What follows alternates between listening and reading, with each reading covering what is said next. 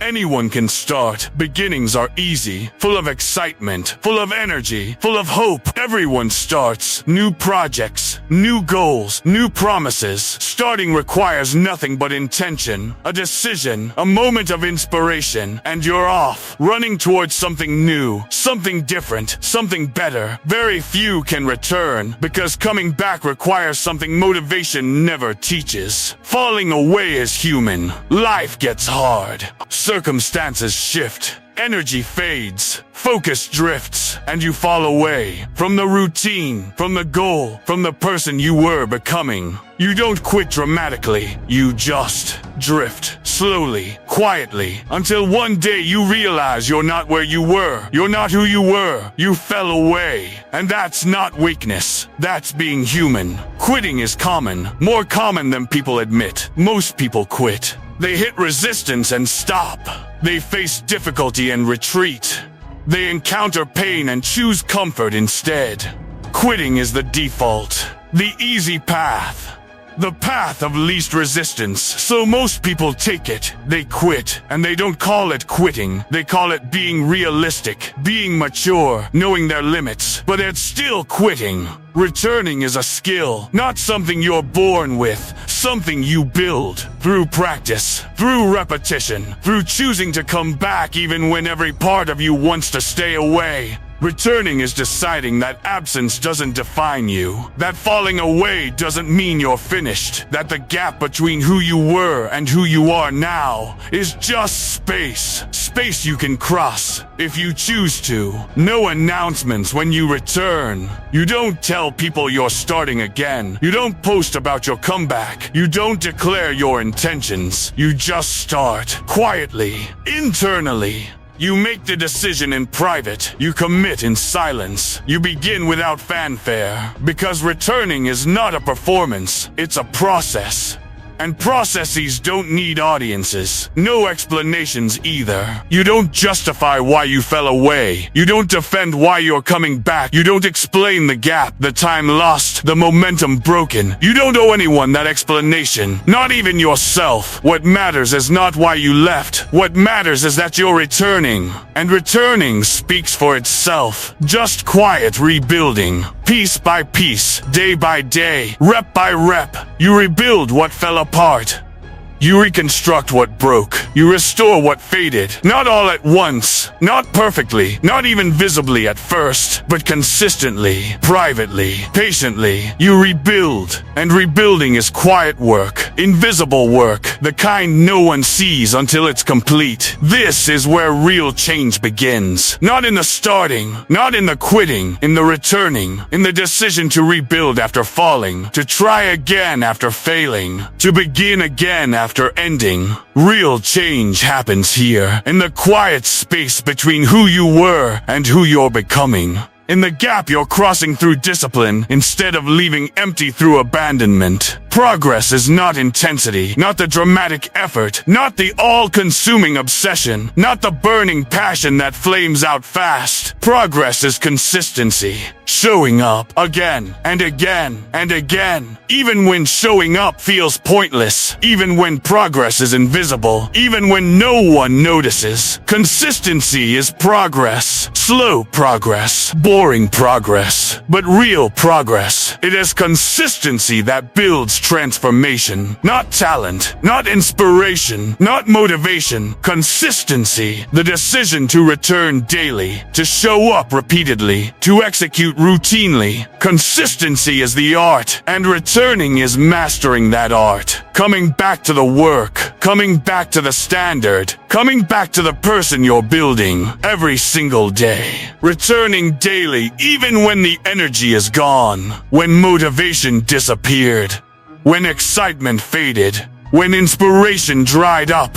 You return anyway, not because you feel like it, because you decided to. And decisions don't need energy, they need commitment. And commitment doesn't fluctuate with mood, it executes regardless. You don't need confidence to return. Confidence is a feeling, and feelings are unreliable. They come and go. They rise and fall. They depend on circumstances, on rest, on success. You can't build a comeback on feelings. You need something more stable, something more reliable, something that exists regardless of how you feel. You need commitment, the decision that doesn't change, the standard that doesn't lower, the promise you made to yourself that you refuse to break. Commitment doesn't care about confidence, doesn't require it, doesn't wait for it. Commitment shows up regardless, and showing up builds momentum. Momentum builds results. Results build confidence. In that order. Discipline builds belief, not the other way around. You don't believe first and then act. You act first and belief follows.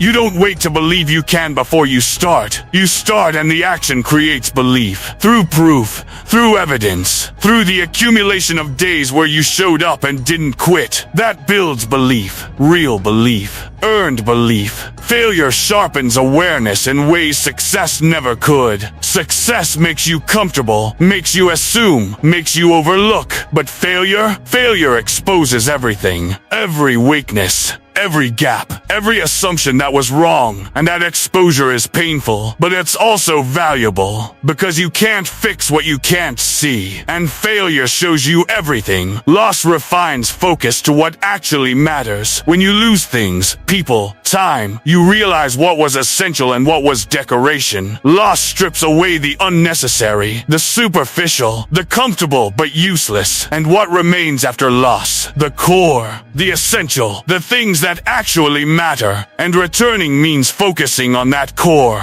ignoring everything else. Use what broke you to build something stronger. The failure that knocked you down, study it. The loss that emptied you, learn from it. The pain that stopped you, convert it. Don't waste the breaking. Don't discard the pain. Don't ignore the loss. Use it as information, as fuel, as the foundation for what you're building next. What broke you can teach you if you let it. The person who returns is never the same person who left. Something changed, something shifted, something hardened. You're not coming back as the naive version who left. You're returning as the educated version who learned, who adapted, who evolved. The gap between leaving and returning is not empty time, it's transformation time. Stronger mind now, not louder, not more emotional. Stronger, more resilient, more capable of handling pressure. More able to endure difficulty, more willing to face discomfort. The mind that returns has been tested, has been broken, has been rebuilt.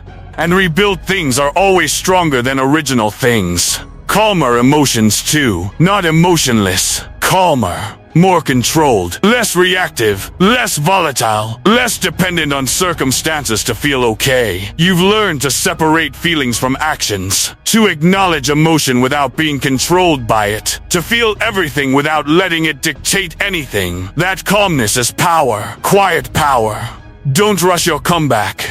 Everyone wants fast results, immediate transformation, instant recognition. But rushing creates fragility, creates gaps, creates weakness disguised as strength. Real comebacks are not fast. They're thorough, they're deep, they're complete. And complete takes time. Master your return instead. Every aspect, every detail, every foundation. Build it right, build it solid, build it permanent. Don't just return to where you were. Return to somewhere better, stronger, more sustainable, more grounded. Master the comeback. Don't just survive it.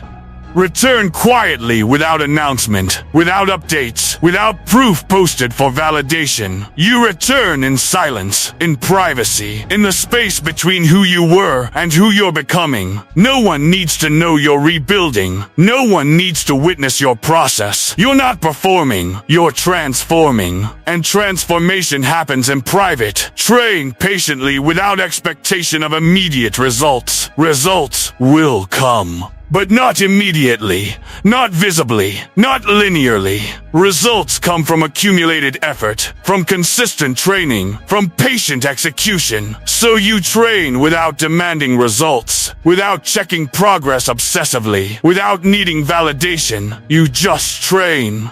and trust time. Let time reveal the difference instead of announcing it. Time shows everything, shows what's real and what's performance. Shows what's solid and what's fragile. Shows who returned and who just talked about returning. So you let time do the revealing. You stay quiet. You stay consistent.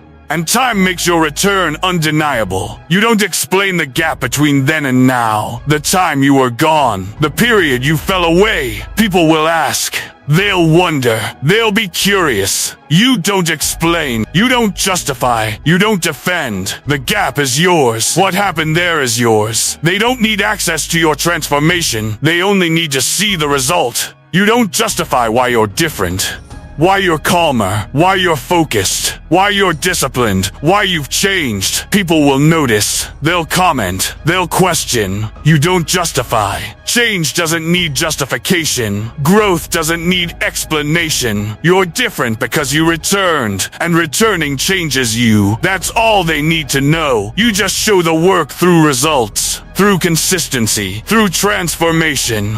Through the person you've become, through the discipline you embody, through the standards you maintain. The work shows itself through your presence, through your execution, through your refusal to quit again. Results are the only explanation required. The art of returning is mastery of self, not others, not circumstances. Self, your thoughts, your actions, your discipline, your commitment. Returning is internal mastery made external through consistent action. It's controlling what you can control, accepting what you can't, and executing regardless. It's patience when everything demands speed.